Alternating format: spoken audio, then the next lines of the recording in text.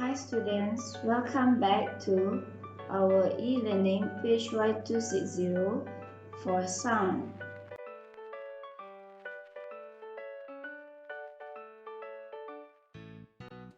Example and solution for 4.3 interference of sound wave.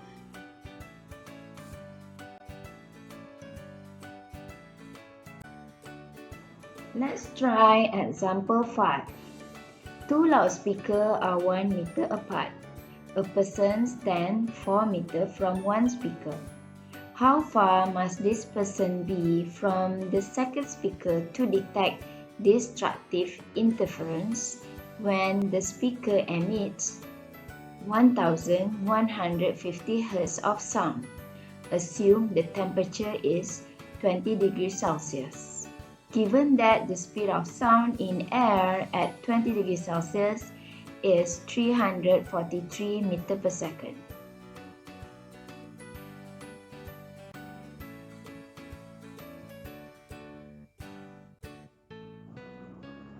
Solution.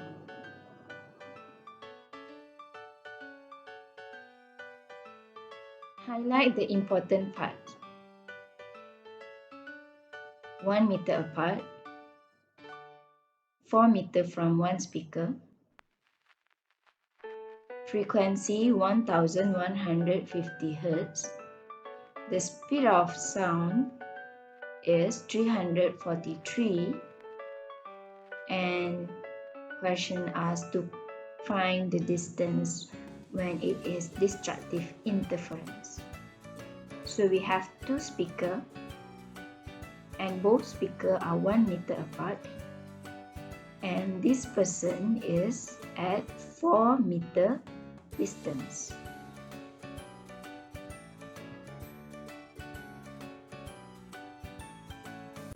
Question asks to calculate what is the distance from speaker number 2 if the person wants to hear a destructive interference. So we're going to find X value. To find X value, you need to calculate or you need to know what is the path difference, D. So the path difference for destructive interference, as in previous lecture or previous slides, is given by lambda over 2, 3 lambda over 2, or 5 lambda over 2. So we're going to choose the minimum distance, lambda over 2. In order to get the lambda value, we can use V equal to F lambda equation. We substitute the speed of sound 343 and we substitute the frequency 1150 Hz to get the lambda of the sound wave. So the lambda of the sound wave is 0.298 meter. So once we get the lambda, we can determine the path difference D. So the path difference D is lambda divided by 2.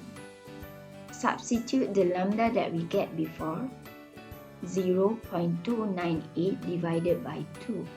So our path difference is plus minus 0.15 meter. But our question asking for the whole distance, not just the path difference. So what we're going to do, to find the distance from speaker X, we're going to use the original distance, which is 4 meter, plus minus with 0.15 meter that we get, which is the path difference. Therefore, X is equal to 4.15 meter or X equal to 3.85 meter. So both points, you're going to listen or you're going to hear a destructive interference, or in other words, very lowest possible sound.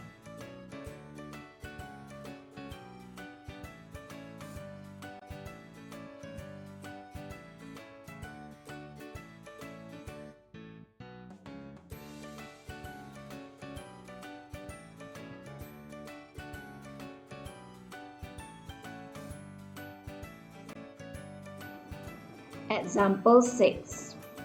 A tuning fork produces a steady 400 Hz tone. When this tuning fork is struck and held near a vibrating guitar string, 20 beats are counted in 5 seconds. What are the possible frequencies produced by the guitar string?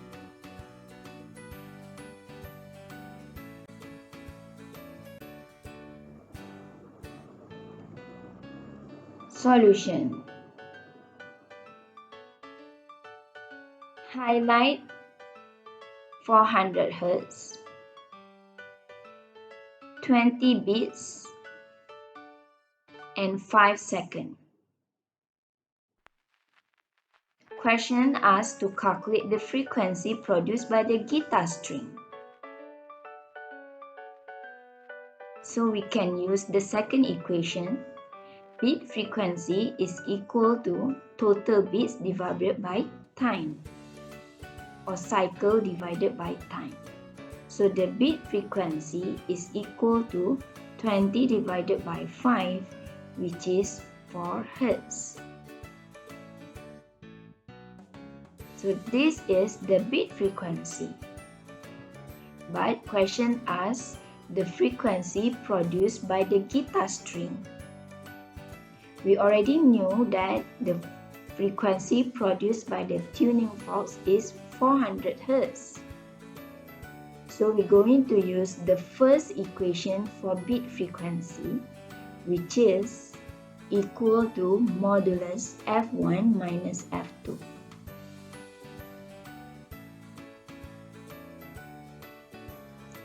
So now we're going to substitute the delta F, which is positive 4, equal to F1 is 400 minus F2. So you get F2, which is the guitar string frequency, is 396 Hz. Okay, but you are not going to stop there, because we know that whenever it involves modulus, your answer can either be positive or negative.